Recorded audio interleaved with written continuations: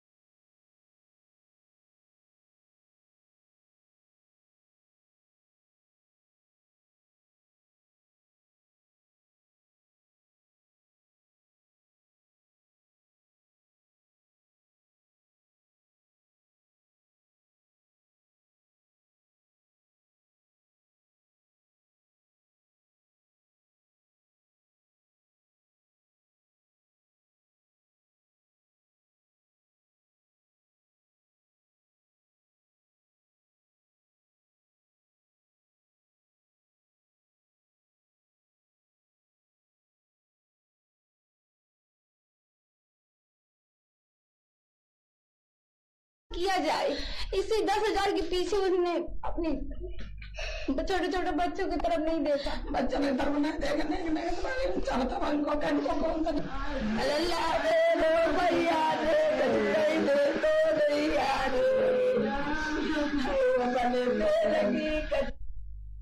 जाते तो हो जाते, अब 10,000 रुपये महंगाई हो गई। सुन रहे हैं आप लोग? आज मैं बार बार चर्चा के साथ बीच बीच में सुनवाऊंगा। संकल्प पत्र में टाइपिंग करने वाले सरकार के शीर्ष पर बैठे माननीय मुख्यमंत्री योगी आदित्यनाथ जी और देश की शीर्ष सत्ता पर बैठे माननीय प्रधानमंत्री नरेंद्र मोदी जी, ये करुण क्रंदन, ये रुलाई, ये पीड़ा, ये विरह, जिस पत्नी का पति चला गया, 2 बच्चे अनाथ हो गए, 80 साल की बूढ़ी मां का सहारा चला गया, सुनिए। और फिर संकल्प पत्र बनाने का वक्त आ गया है, फिर बनाइएगा संकल्प पत्र, फिर बनाइएगा संकल्प पत्र, आ गया है, वक्त आ गया है। राजनीति में संवेदनाएं, मैं बार बार एक बात कहता हूं, जो भी हमारे साथ जुड़ते हैं, राजनीति में संवेदनाएं खत्म हो गई तो लोकतंत्र पर यह खतरा है। लोकतांत्रिक व्यवस्था में संवेदनशील राजनीति होती है। मत करिए वादे जो पूरा नहीं कर सकते हैं, मत करिए ऐसे झूठे वादे। आपने सुना होगा सबने, पिछली सरकार में पूरे प्रदेश में आंदोलन फैलाइए, हताशा और निराशा लाने की जरूरत नहीं है। आगे मैं बढ़ता हूं, हमारे साथ जाने, विपक्ष के लोग जाने परिवार का एक्चुअल इस समय क्या कंडीशन है परिवार की। आशीष चित्रांशी जी, परिवार की स्थिति बहुत ज्यादा अच्छी नहीं है। ये 3 भाई थे, एक छोटा भाई जो है वो हैंडीकैप्ड है और जो इनके बड़े भाई हैं वो भी कुछ नहीं करते हैं, स्वरोजगार है, खेती बाड़ी किसानी देखते हैं। ये काफी दिनों से डिप्रेशन और अवसाद में थे। लगातार अपने शिक्षा मित्र भाई बहन जो भी जिन लोगों से ये बात करते थे तो बहुत ज्यादा खुल के बात इधर 1-2 हफ्ते से नहीं कर पा रहे थे, जैसा कि इनके लोगों से मिलने वाले मित्रों से पता चला है। जिस दिन इन्होंने फांसी लगाई है उसी दिन 10-11 बजे इन्होंने एक मीटिंग भी की है संकुल की, जो कि शिक्षा मित्र के पद पर थे। तो संकुल की मीटिंग हुई है और संकुल की मीटिंग में इन्होंने प्रतिभाग लिया है। प्रतिभाग करने के बाद इनके दिमाग में क्या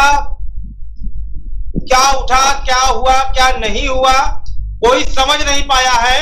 और दोपहर में लगभग 2 बजे के आसपास एक कमरे में गए हैं और पत्नी का दुपट्टा था, उस दुपट्टे से इन्होंने कुंडे में फंसाया है और वहीं पर इन्होंने फांसी लगा ली है। हालांकि कोई सुसाइड नोट नहीं मिला है, लेकिन इनके जो घर वाले हैं, जो इनकी बूढ़ी माँ है, वो बोलने में बिल्कुल असमर्थ है। 80 साल की महिला है और 80 साल की जो हमारी माता जी हैं वो बोल नहीं पा रही हैं। पत्नी विक्षिप्त है, बच्चे बेचारे रो रो के बुरा हाल है। 4 बच्चे हैं चित्रांशी जी और चारों बच्चे पढ़ रहे हैं इस समय। सबसे बड़े बच्चे की उम्र 12 साल है। अब आप समझिए कि और इससे छोटे बच्चे कितने होंगे। 4 बच्चे हैं टोटल। जिस महिला का आपने बयान दिया है वो इनके घर में एक रिश्तेदार है और वो जयपुर से आई थी। कोई बोलने के लिए मतलब बिल्कुल किसी का सेंस काम नहीं कर रहा था। तो उनके परिवार ने अपनी पीड़ा बताई है और पीड़ा बताते हुए वो इस कदर रोने लगी हैं। उन्होंने साफ कहा है कि ये हमसे बात करते थे, 10,000 रुपए मिल रहे थे, बड़ी परेशानी थी और कई बार इसके पहले 50,000 रुपए, 40,000 रुपए सरकार ने कर दिए थे और आराम से घर परिवार।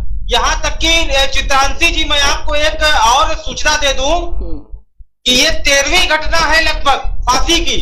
इसके पहले 2 दर्जन से अधिक लोगों ने फांसी का रास्ता चुना है। 2 दर्जन से अधिक ये वो लोग हैं जिन्होंने फांसी लगाई है इस उत्तर प्रदेश में। और इसके अलावा अवसाद में, अटैक से, हृदयघात से और अन्य कारणों से कम 2000 से अधिक मौतें हुई हैं, जिसको लेकर के मैंने उत्तर प्रदेश सरकार से कई बार RTI मांगी, लेकिन उत्तर प्रदेश के किसी भी अधिकारी ने उसका जवाब नहीं दिया। सबसे बड़ी बात है, किसी भी अधिकारी ने उसका जवाब नहीं दिया। अभी आप देख लीजिए, हाल ही में जो पंचायत चुनाव हुए हैं, इन पंचायत चुनाव में सरकार के पास आज तक एग्जैक्ट आंकड़े नहीं है, जबकि इतना बड़ा डिपार्टमेंट है, IAS है, PCS है, सारी व्यवस्थाएं हैं। आज तक इनके पास आंकड़े नहीं है कि हमारे कितने लोग एक्सपायर हुए हैं। त्रिभुवन, मैं आपके पास आऊंगा। आंकड़े तो सबके पास हैं। आंकड़े तो जब प्राथमिक शिक्षक संघ ने 1600 का आंकड़ा दिया था तो उसमें पहले बार 3 को माना था कि 3 की मौत हुई है। तो आंकड़े सबके पास हैं। आंकड़ों को मानना, जानते हुए भी ना मानना, ये राजनीति की यही, जिस बार बार मैं एक ही शब्द पे आता हूं, संवेदनहीनता है। मैं आकाश राय के पास सीधे चलूंगा, बाकी लोगों को फिर जोड़ूंगा। भारतीय जनता पार्टी से हैं आकाश, आवाज आ रही है आपको? जी बताइए। आकाश, आपने सुना होगा, पूरा मामला सुन लिया। 4 बच्चे हैं घर में, 10,000 रुपए मिल रहा था। 12 साल का सबसे बड़ा बच्चा है। और उसके पहले आपने, सिर्फ आपके नेता नहीं, देश के नेता, देश के प्रधानमंत्री और उत्तर प्रदेश के नेता और उत्तर प्रदेश के मुख्यमंत्री, उनके लंबे चौड़े वादे, ये भी आपने सुना होगा। 4.5 साल बीत चुके हैं। क्या ये संकल्प पत्र किस लिए होता है? सिर्फ वोट लेने के लिए होता है?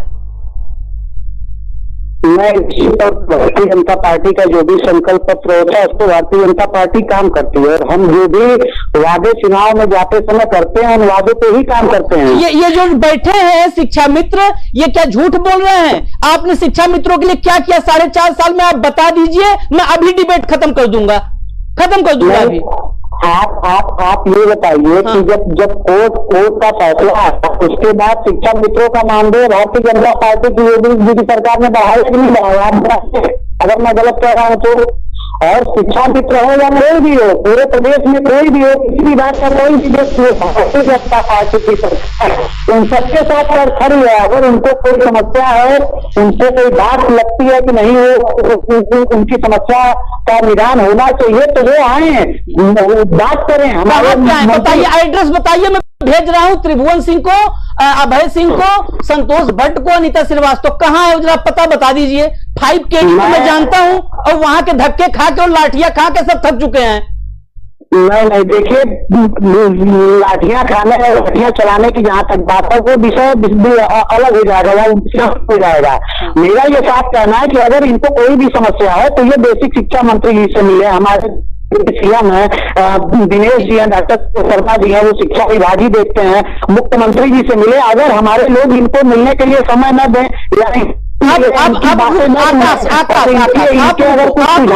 आप रुको, त्रिभुवन कुछ कह रहे हैं, त्रिभुवन की बात अभी मैं आपको सुनवा दूंगा, लेकिन उसके पहले मैं आपको एक जानकारी दे दूं।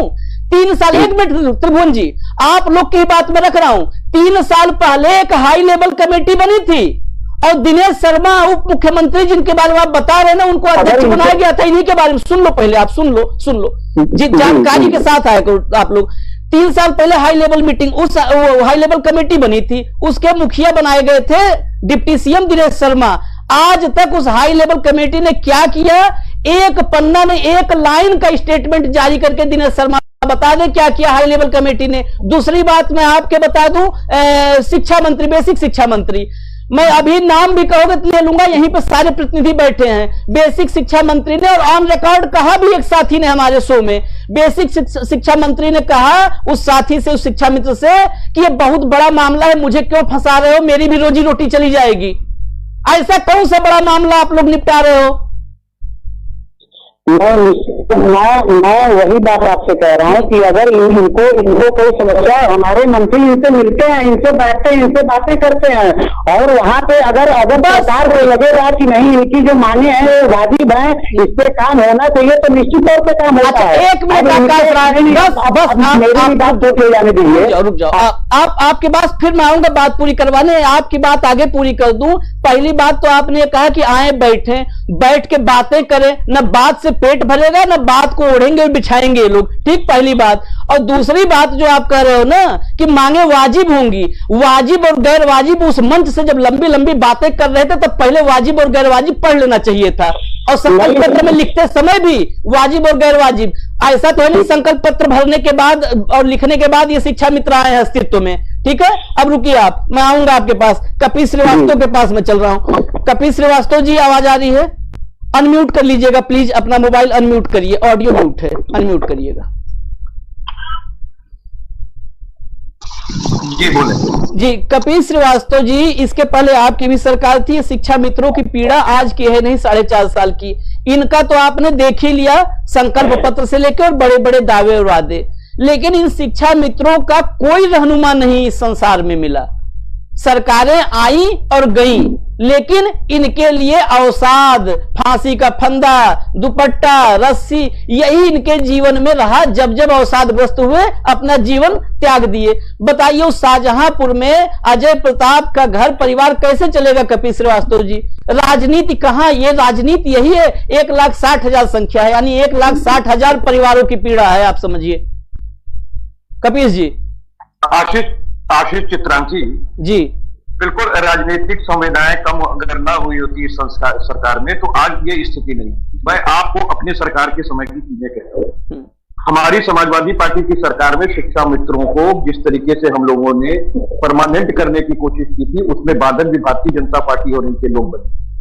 आपको याद होना चाहिए कि हमने उनको परमानेंट नौकरी पे रखने की कोशिश की, और बकायदा इनको 40,000 की सैलरी जैसे अन्य मिल रहा था वैसे। और उसका भी कारण है भाई, संविधान के अंदर ये बात कही गई है कि समान अगर कोई कार्य है तो उसका समान वेतन होना चाहिए।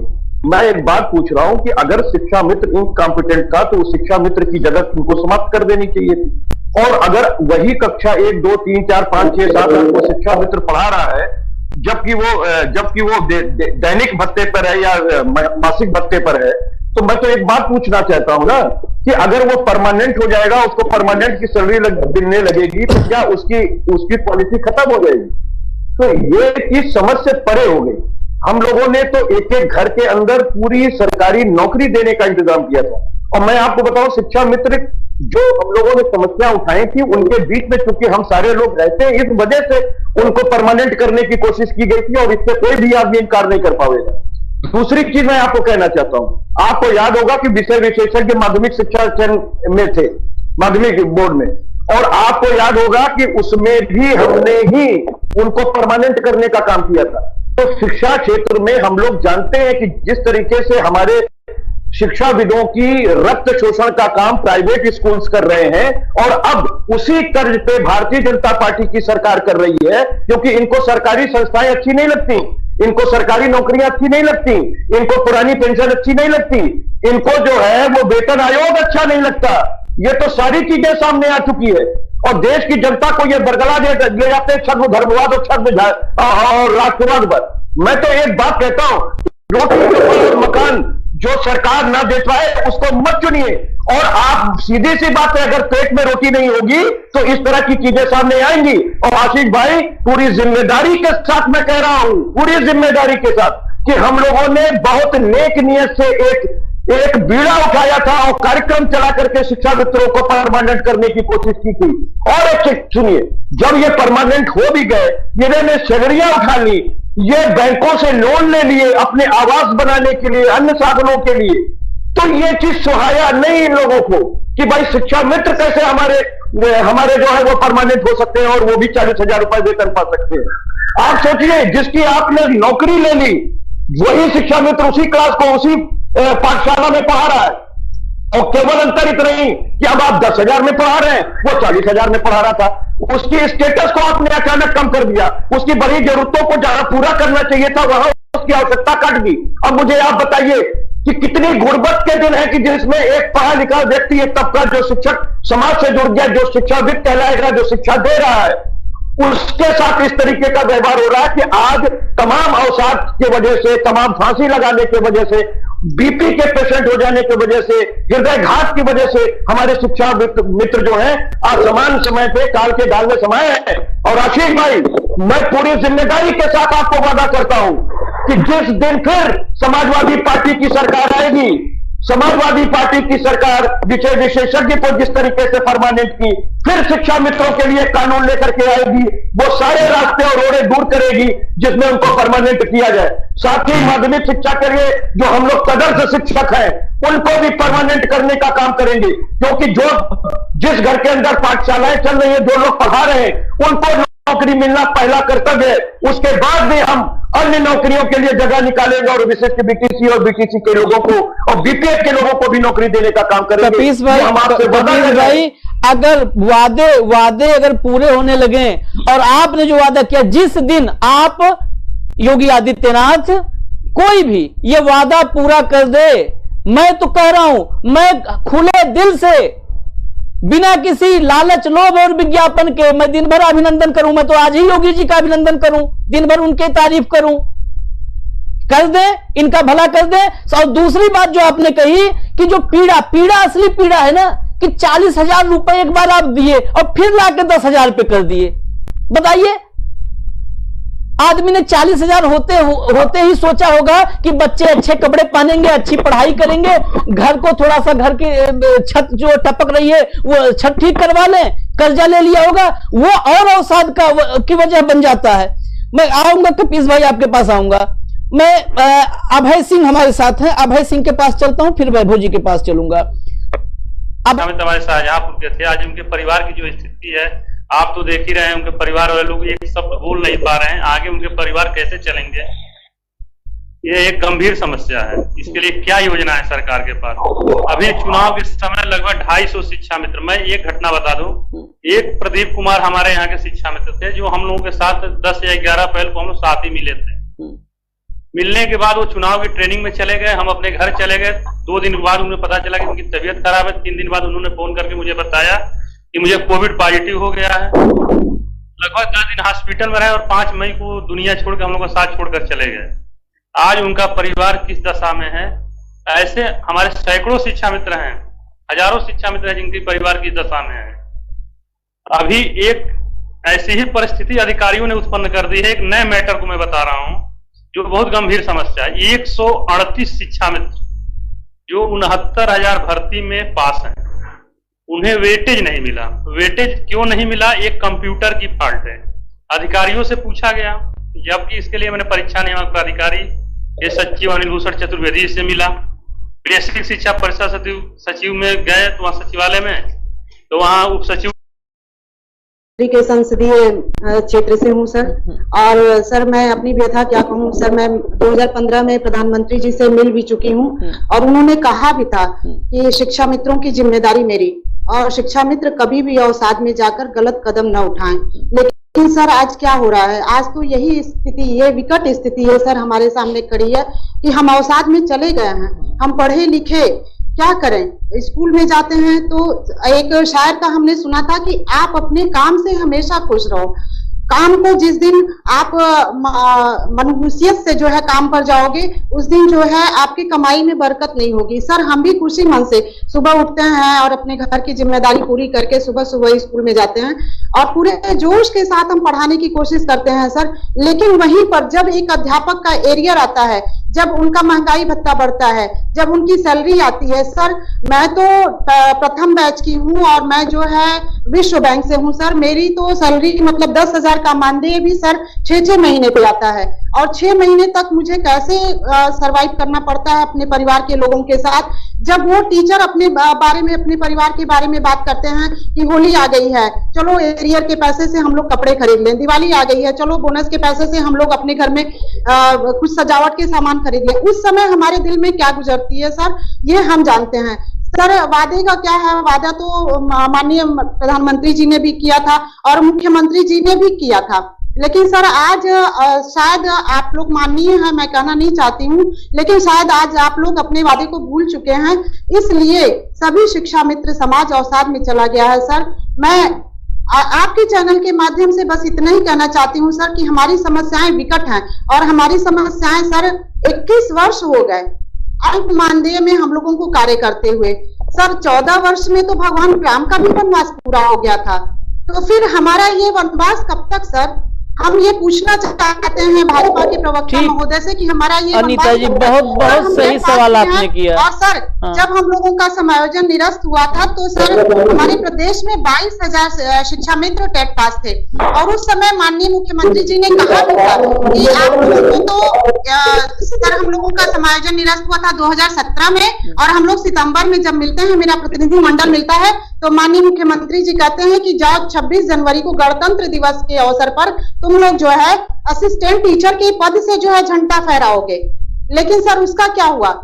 सर हम लोग 2-2 परीक्षा दिए, सुपर टेट का 2-2 परीक्षा 2-4 नंबर से पीछे रह जाते हैं। सर हम ये पूछना चाहते हैं कि हमारा भारांक, जिसको सुप्रीम कोर्ट ने कहा कि इनको भारांक दिया जाए, इसलिए कि ये उम्र में काफी बड़े हो गए हैं, 50 वर्ष की अवस्था में पहुंच गए हैं और 21 वर्ष से ये लोग जो है शिक्षण कार्य कर रहे हैं, इनका अनुभव भी है, इसलिए इन्हें जो है थोड़ा सा शिथिलता बरती जाए। तो सर हम पूछना चाहते हैं हमारा भारांक गया कहाँ?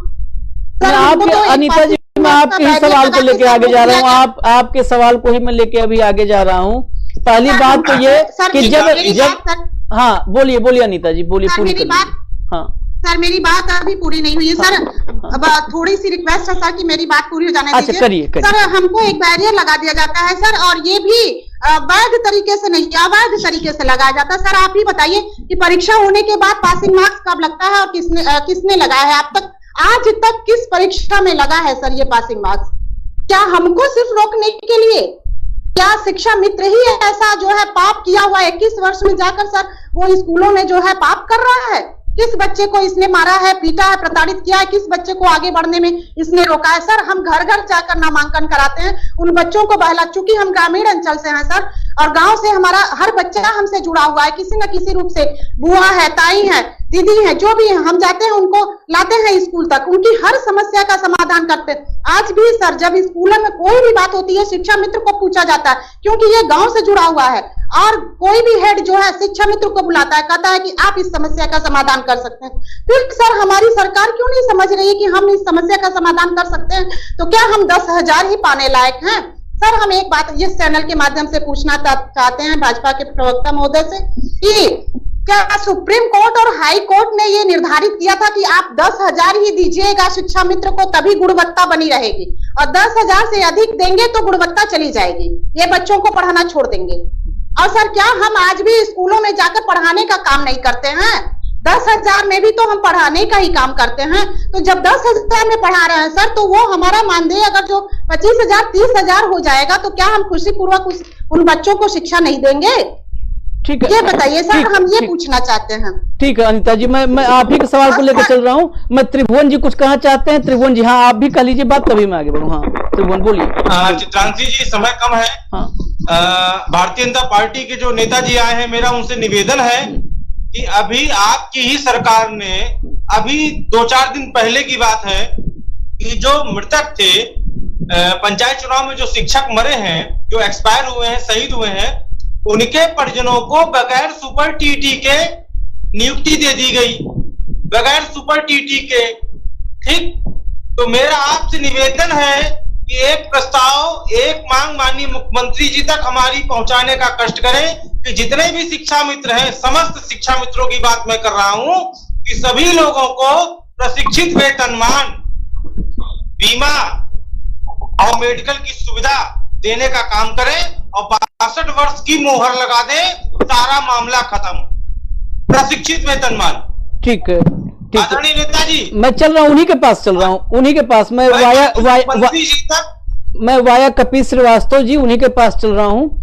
कपीस जी, माननीय मुख्यमंत्री जी तक ये हमारी मांग पहुंचाने मैं आज अब आकाश राय से, मैं आज आकाश राय से वादा करवाऊंगा ना, कल ये आएंगे लखनऊ, तो मुख्यमंत्री के पास जाएंगे। जी का अगर बहुत बड़ा हृदय है, और उत्तर प्रदेश के मुख्यमंत्री जी का हृदय बहुत बड़ा है, और माननीय मोदी जी का वचन अगर पक्का है, वादा पक्का है, तो एक ऑर्डिनेंस ला करके सारी समस्या खत्म की जा सकती है। आदरणीय चित्रांशी जी, ऑर्डिनेंस लाके खत्म की जा सकती है। लेकिन वास्तव में त्रिभुवन जी, पता है, इस देश में बड़ी बड़ी बातें और वादे, इस पे भी टैक्सेशन अगर हो जाता ना, तो राज्य की समृद्धि भी बढ़ती और ये जुबान भी थोड़ी छोटी रहती राजनीतिक लोगों की। पिताजी ने, हम चल रहे हैं कपीस जी के पास। कपीस जी 14 साल हो गए।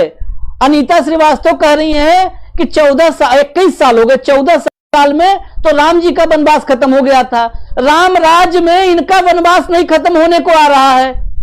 और अभी संतोष भट्ट ने बताया कि 18 बार वो मिल चुके हैं मुख्यमंत्री से, अभय सिंह। संतोष भट्ट 100 बार मिल चुके हैं बेसिक शिक्षा मंत्री से। अनीता श्रीवास्तव को प्रधानमंत्री ने खुद कहा था कि चिंता मत करिए, आप लोग की जिम्मेदारी अब मेरी है।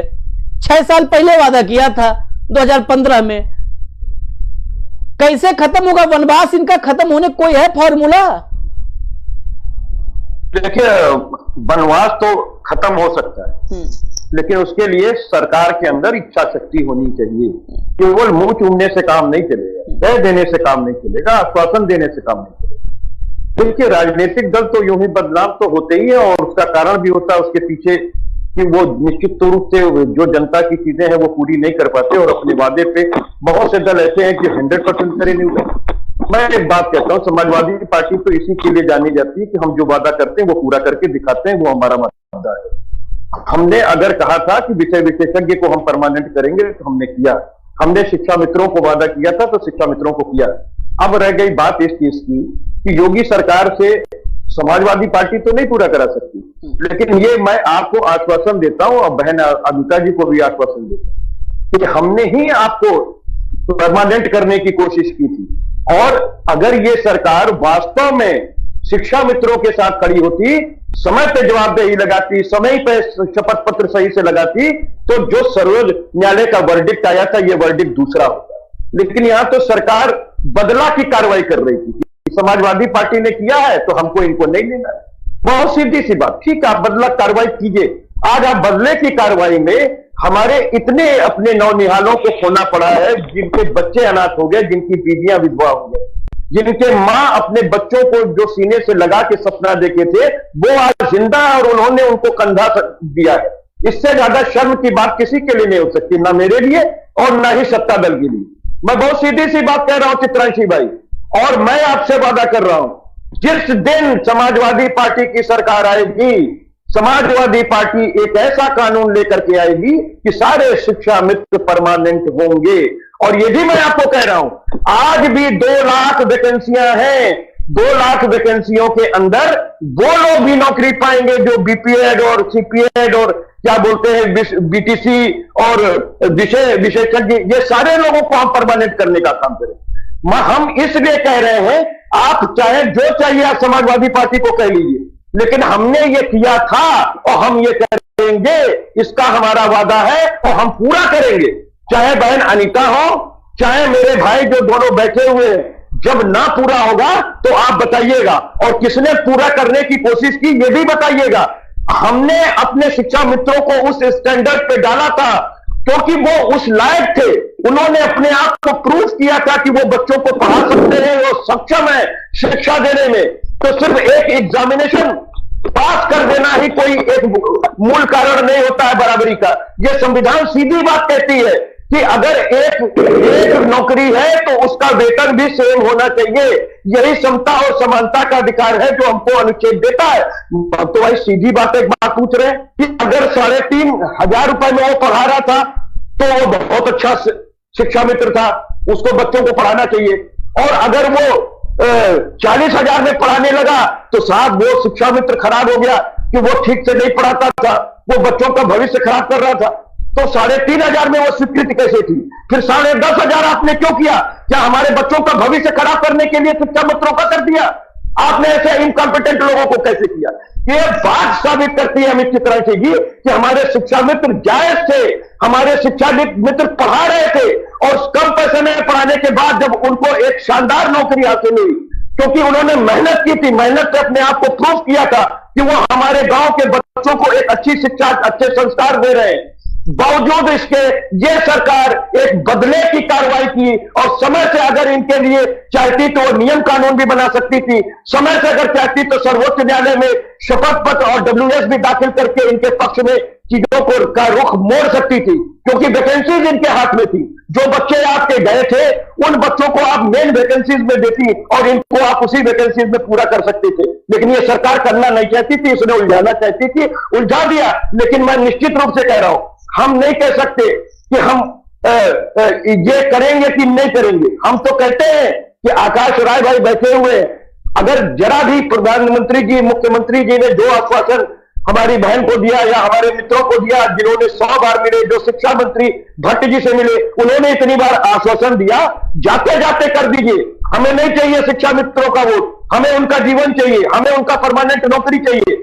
हमें कोई शौक नहीं लगा हुआ है, आप पूरा कर दीजिए, आप वोट ले लीजिए, आप सरकार बना लीजिएगा। लेकिन अगर आप नहीं बना पाएंगे तो आप ये जान लीजिएगा, अगर समाजवादी पार्टी आई तो समाजवादी पार्टी इनको पक्का भी करेगी, परमानेंट भी करेगी, और कोशिश हमारी होगी कि जिन लोगों की नियुक्ति हमने दी थी और जिनको हटाया गया है, हम उनको उसी समय से बर्खिता भी देंगे।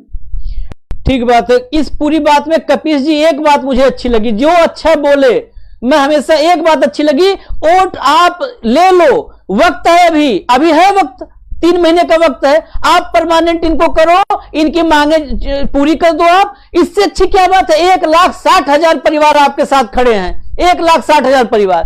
और राजनीति में ऐसा बड़ा दिल होना चाहिए। परिवार राजनीति कर किसके लिए रहे हैं? राजनीति कर रहे हैं त्रिभुवन सिंह, अनीता श्रीवास्तव, संतोष भट्ट, अभय सिंह के लिए, यही प्रदेश के आवाम के लिए कर रहे हैं राजनीति। ये बड़ा दिल होना चाहिए और ये बड़ा दिल हर राजनीतिक दल को दिखाना चाहिए। मैं आकाश राय से फाइनली आज कमिटमेंट करवाऊंगा। वैभव जायसवाल के पास चल रहा हूं। वैभव जायसवाल, आप अपने तरफ से क्या करेंगे वो बाद की बात है। इस सरकार से बचे हुए 3 महीने में आप लोग करवाने के लिए कोई आप लोगों के पास तरीका हो? संजय सिंह प्रेस कॉन्फ्रेंस 2-4 बार कर दें। 1,60,000 परिवार की बात है वैभव जायसवाल जी, 1,60,000 परिवार, 10-5 परिवार, एक परिवार भी महत्वपूर्ण होता है। एक परिवार, 1,60,000 परिवार। संजय सिंह इस विषय को लेकर आगे बढ़े, ट्विटर पे दबाव बनावे, कम से कम पॉलिटिकल विपक्ष का प्रेशर तो आवे सत्ता पक्ष पे।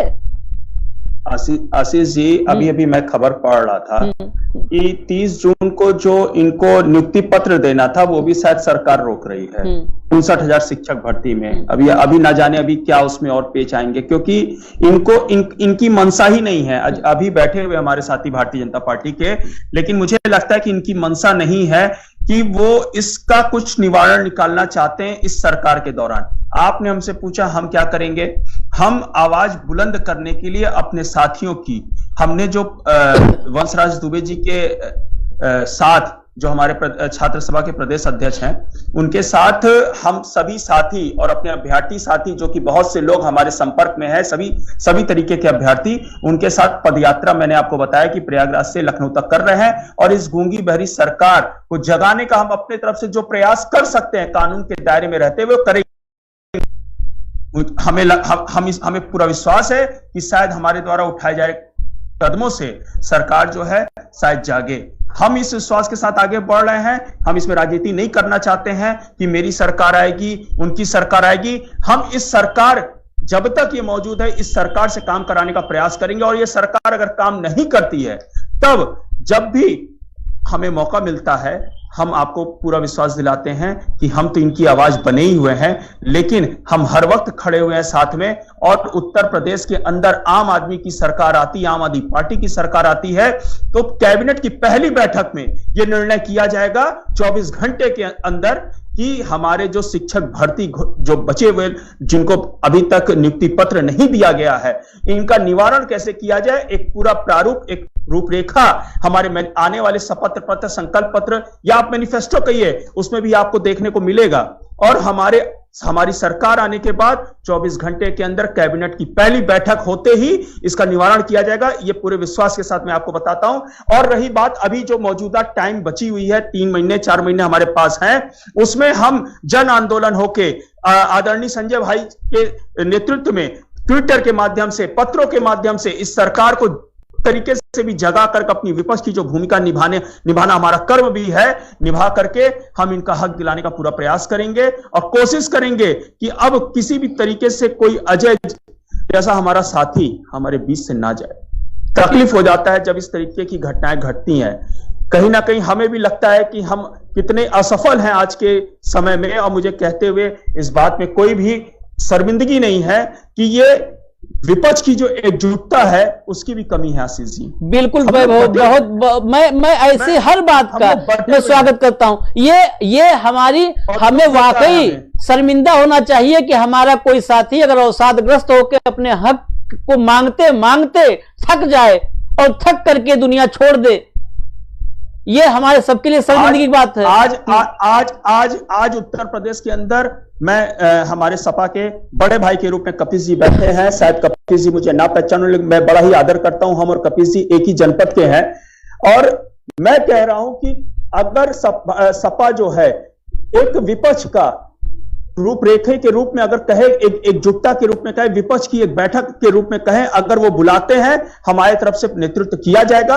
और हम सब विपक्ष के लोग क्यों नहीं मिलकर के इस सरकार को झंझोड़ने का काम करते हैं। मैं ये प्रश्न उठा रहा हूं आज।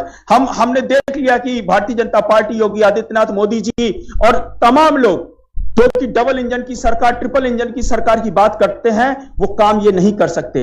लेकिन हमारी जो भी भूमिका है, आने वाले समय में जिस भी सत्ताधारी पार्टी जो भी होगी, कब का तब देखेंगे। लेकिन आज के मौजूदा वक्त में हम एक विपक्ष के रूप में बैठे हुए हैं और हमारा अपना भी कर्तव्य है कि हम अलग अलग ये लड़ाई न लड़के एक बार एक मंच पे आकर इनकी आवाज उठा दें। जी ठीक है वैभव।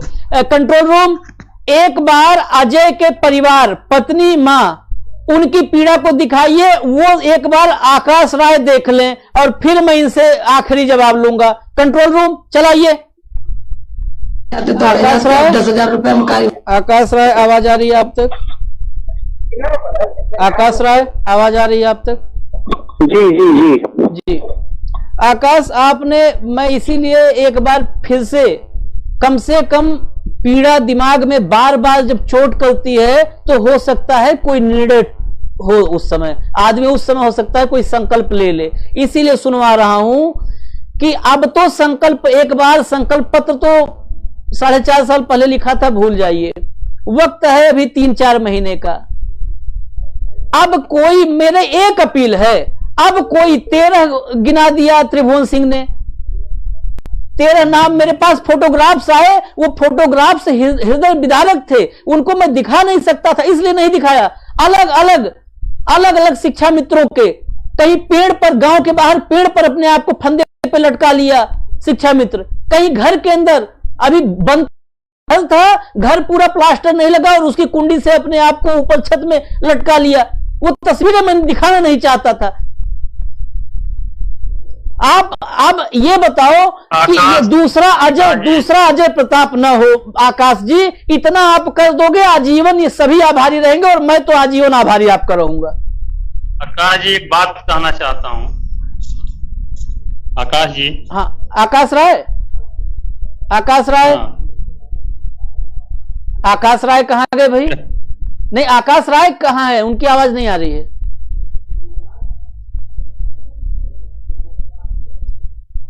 ये फोन कट कर दिया इन्होंने। भाई दोबारा जोड़िए इनको, आकाश राय को। ये स्थिति है, फोन अब कट हो गया। अभी तक बात हो रही थी, मैं फाइनल कमिटमेंट की बात आई तो देखिए आप लोग, फोन कट हो गया है। बात वही है, अब नहीं जुड़ेंगे तो भी। आकाश राय, आवाज आ रही है आपको? आकाश राय जी हाँ, मुझे बड़ी निराशा हुई, आप चले गए थे बिना जवाब दिए। नहीं, मैं गया नहीं, फोन कट गया। अब आप आप जवाब दीजिए। हाँ, बोलिए जी। सवाल आप फिर से पूछिए, क्योंकि फोन कट गया तो मैं सुन नहीं पा रहा था। हाँ, बता रहा हूँ, फिर से बताऊंगा, आप सुनिए ध्यान से। आपका बीजेपी संगठन लगभग हर गांव में है, हर गांव में आपके बूथ लेवल पर कार्यकर्ता है, जबकि आप लोग पन्ना प्रभारी तक बनाते हैं, वोटर लिस्ट में एक पन्ने का इंचार्ज। लगभग सभी गांव में मेरे शिक्षा मित्र भी हैं और मुझे यह बताने की जरूरत नहीं है कि कौन शिक्षा मित्र कितने अवसाद में जी रहा है, या आप अपने कार्यकर्ताओं के माध्यम से पता कर सकते हैं। आप सच्चाई जान जाएंगे, कितनी गरीबी में, कितनी बदहाली में, कैसे उनका परिवार चल रहा है, क्या चल रहा है, और कौन शिक्षा मित्र किस गांव के थे और किस परिस्थिति में उनका जीवन लीला समाप्त हो गई, कितने लोगों ने फांसी लगाया, कुछ लगाया। ये आपके अपने कार्यकर्ताओं के माध्यम से भी पता चल जाएगा अगर हमारी बातें आपको झूठी लग रही हैं। पहली बात यह सोच लीजिए। दूसरी चीज ये है कि कब तक अजय जी जैसे लोग घटनाएं घटती रहेंगी, कब तक? अभी मैं 138 शिक्षा मित्रों की चर्चा कर रहा था। सारे एग्जाम क्वालिफाई करने के बावजूद इनको कंप्यूटर की गलती से 69,000 में नियुक्ति पत्र नहीं मिला। डायरेक्टर साहब ने भी यह कहा कि कंप्यूटर की गलती है, मेरी गलती नहीं है। अब कंप्यूटर बनाने वाले कंपनी से मैं संपर्क करूं, बताइए भाई आकाश राय जी। सवाल आप दोहरा देंगे तो बेहतर होगा, आवाज में मैं बता दे रहा हूँ। पहली बात तो यह है कि हर गांव में आपका संगठन है, शिक्षा मित्रों का दुख दर्द आप वहां से पता कर सकते हैं। अगर आपको त्रिभुवन सिंह, अभय सिंह की बातों पर यकीन नहीं है तो वहां से पता कर लीजिए, इनकी क्या दुख दर्द इनका सब पता करवा लीजिए। अगली बात यह है कि 138 जो इनके साथियों नियुक्ति रुक गई और उसके डायरेक्टर साहब बताए कंप्यूटर की गलती है, हमारी गलती नहीं है, तो ये जाए कहां? बिल गेट्स से, माइक्रोसॉफ्ट से, किससे संपर्क करें ये लोग? कंप्यूटर की गलती है। पहले बता दीजिए। हाँ। और नहीं, दोनों सवालों का मैं आपको एक एक करके जवाब देता हूँ। पहली चीज तो ये कि जो इन्होंने कहा कि गांव के कार्यकर्ताओं से पता कर लीजिए, तो हम लोग जमीनी कार्यकर्ता, भारतीय जनता पार्टी के कार्यकर्ता जमीन पे काम करते हैं और हमें सारी हकीकत पता है। और दूसरी बात, जो दूसरा सवाल इनका था, तो मैंने तो पहले ही कहा ना कि ये बात जो है मैं मुख्यमंत्री जी के संज्ञान में लाऊंगा कि आपके आदेश के बावजूद ये काम नहीं हुआ। हो सकता है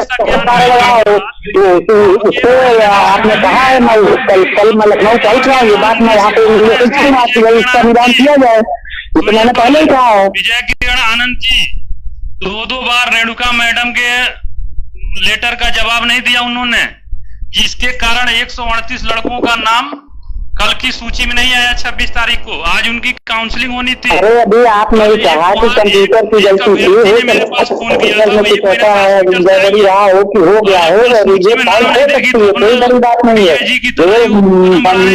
फाइल आती है कोई सॉफ्टवेयर की वजह से, तो उसको सही किया जाएगा, इसमें कोई बहुत बड़ी दुविधा नहीं होनी चाहिए। और आपने जब आप मुख्यमंत्री जी के पास गए तो मुख्यमंत्री जी ने आपकी बात सुनी, ऐसा तो नहीं उन्होंने कहा कि नहीं इसमें कुछ नहीं होगा, उन्होंने तो कहा नहीं इसको सही करो।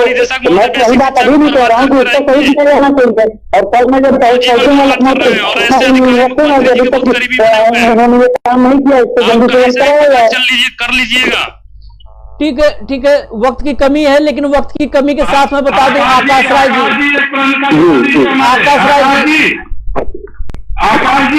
शिक्षा मित्रों का मुआवजा कब तक मिलेगा इसको भी बता कर जाइएगा। आकाश राय आप इन विषय पे, इन सभी विषयों पे मुख्यमंत्री से कब बात करेंगे?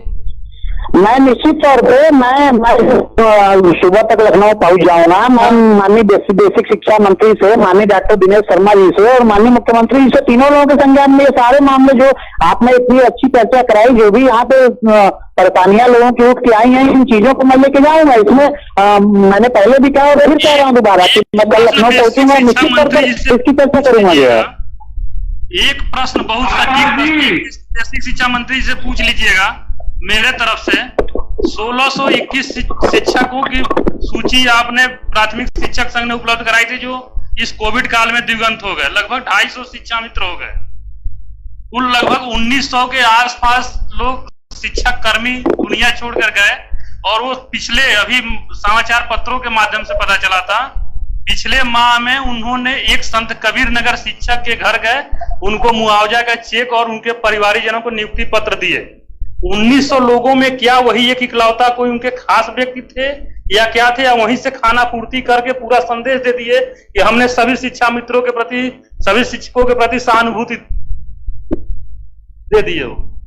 आकाश देखिए, इसमें सवाल इनके बहुत सारे हैं। आकाश, मैं कल शाम में आपसे उम्मीद करता हूं कि कल शाम में हमारे संवाददाता आपसे संपर्क करेंगे। उस समय आप ठोस जवाब बता पावे, जो हम इन लोगों को भी जवाब दे सकें कि आपने शिक्षा मंत्री से क्या बात की, डिप्टी सीएम से क्या बात की और मुख्यमंत्री से क्या बात की। मैं ये चाहता हूँ, हाँ, निश्चित तौर पे मैं बात करूंगा। ये जो भी विषय उठाए गए हैं इस डिबेट में, इन सारी विषयों की यहाँ पे मैं चर्चा करूंगा और उसका निदान का प्रयास किया जाएगा। ऐसा कोई नहीं है, शिक्षा मित्रों के साथ भारतीय जनता पार्टी की सरकार पहले भी करी थी, आज भी करी है। जब कोर्ट का उस समय कल रात 8 बजे आकाश राय हमारे संवाददाता आपसे संपर्क करेंगे। कल रात 8 बजे तक बहुत अच्छी थी भाजपा, हम लोग के साथ खड़ी थी। 2017 से 2022 तक नहीं खड़ी। केवल एक सवाल भारतीय जनता पार्टी के नेताजी से कि मृतक परिवार के परिजन को मुआवजा कब तक मिलेगा? मुआवजा कब तक मिलेगा? मुआवजा। एक सवाल, हाँ बताइए, आप भी अपना सवाल बताइए। क्रांति जी, एक सवाल का जवाब आकाश राय जी दे। हाँ बोलिए। आकाश राय जी, आपने कहा कल हम लखनऊ पहुंच रहे हैं, लखनऊ आप पहुंच रहे हैं, हमारी सारी बातें आपने सुना। आप मुझे एक प्रश्न का ही जवाब कल हमारे क्रांति जी ने कहा संवाददाता के माध्यम से लूंगा। आप हमारा स्थायी निदान कब करें? आप हमारा देखिए बात ये बात कही है तो मैं एक चीज और स्पष्ट कर दूं कि भारतीय जनता पार्टी की जो सरकार है वो संपर्क और संवाद में विश्वास रखती है। और आप मैं तो पार्टी का कार्यकर्ता हूँ, आप लोगों का अगर कोई पीड़ा है तो मैं उस पीड़ा को लेकर जाऊंगा उच्च नेताओं के साथ, अपने मुख्यमंत्री जी के साथ और सारे लोगों के साथ। लेकिन आज कोई तो खुद हमारे मुख्यमंत्री जी इसमें संवेदनशील व्यक्ति है कि वो खुद आप लोगों को समझ रही, आप खुद जाकर मिलकर उनसे चर्चा कर ले, कहाँ समझ रहा है आप उनको? अगर हमारे मुख्यमंत्री जी को रात में 10 बजे आप करेंगे, 12 बजे रात में करेंगे, आपकी समस्याओं का समाधान करेंगे, पूरा हो जाएगा। पूरा हो जाएगा इसी तक में। भट्ट जी, यही बात है कि हमारी कोशिश है कि इसी 3 महीने में ये अंजाम तक पहुंचे। इस मामले में कपिल श्रीवास्तव जी और वैभव जायसवाल जी दोनों ने खुल के कह दिया है कि भाई आप वोट लो, सरकार बनाओ, कल्याण कर दो इन लोगों का, इनका हक इनको दे दो। तो इस मामले में विपक्ष भी साथ खड़ा है सत्ता पक्ष के। बहुत कम मामले होते हैं जहां पर विपक्ष सत्ता पक्ष के साथ समर्थन में खड़ा हो। ये पहला मामला है। मैं खुल के कह रहा हूं, सरकार सुने, आकाश राय के जरिए भी सुनेंगे और मुझसे सीधा भी सुन ले। पहला एक ऐसा मामला है, आपके हाथ में, आप समझ लिए गोल्डन अपॉर्चुनिटी है, स्वर्णिम अवसर है आपके लिए कि यहां पर कपिल श्रीवास्तव भी नहीं भग सकते हैं, वैभव जायसवाल भी नहीं भग सकते हैं, यानी अखिलेश यादव जी भी है और संजय सिंह जी भी, दोनों आपके दोनों हाथ पकड़ के खड़े होंगे। योगी जी, आप शिक्षा मित्रों के हक की जो बात है, जो हक है उनका हक उनको सौंपिए और 1,60,000 परिवारों का आशीर्वाद लीजिए 22 से पहले। मेरा यही निवेदन है। और एक बात और मैं कहना चाहूंगा, आकाश राय से कल रिपोर्ट पूछूंगा ही कि आप लोग, खासकर भारतीय जनता पार्टी, हमेशा राम राज की संकल्पना की बात करती है। तो इतना योगी जी, पूजनीय मुख्यमंत्री जी, इतना ध्यान रखिए कि राम राज की संकल्पना में ही है, रघुकुल रीत सदा चले आई, अब प्राण जाए पर वचन न जाई। 4.5 साल पहले जो वचन संकल्प पत्र में लिखे थे आप लाल पीले नीले कलम से, भगवान राम भी ना खुश हो जाएंगे, क्योंकि प्राण जाए पर वचन न जाई ये राम जी के लिए लिखा है। राम को रुष्ट करके राजनीति भी नहीं खो सकती है। तो इसलिए राम को रुष्ट मत करिए। 4.5 साल बीत चुका है, 3 महीना बचा है। प्रभु राम को प्रसन्न कर दीजिए, क्योंकि वचन पूरा करेंगे तभी प्रभु राम प्रसन्न होंगे। इसलिए निवेदन है मुख्यमंत्री जी, वचन पूरा करिए। वचन जिस दिन आपने पूरा किया, मैं उस दिन कपिल श्रीवास्तव जी को बुलाऊंगा, वैभव जायसवाल जी को ही बैठाऊंगा और इनसे भी धन्यवाद, 1 घंटा धन्यवाद दिलवाऊंगा और कहूंगा तारीफ करिए आप लोग मुख्यमंत्री जी की। और त्रिभुवन सिंह भी होंगे, संतोष भट्ट भी होंगे और जो है अभय सिंह भी होंगे। बस निवेदन है, हाथ जोड़ के मैं भी निवेदन अपने भाइयों की तरफ से कर रहा हूं कि इनका हक जिसको आपने देने का वादा किया था 4.5 साल पहले, वो हक दे दीजिए। अन्यथा आप हक नहीं देंगे, हम इनकी आवाज बने रहेंगे और आवाज उठाते रहेंगे। आकाश राय कल बताते हैं क्या करेंगे। उसके बाद जब भी ये शिक्षा मित्र अपने हक की बात उठाना चाहेंगे या इनके हक की बात उठानी होगी, मैं उस समय हर वक्त हाजिर रहूंगा। कपिल श्रीवास्तव जी, वैभव जायसवाल जी और इनकी पार्टी को भी आमंत्रित करता रहूंगा। धन्यवाद।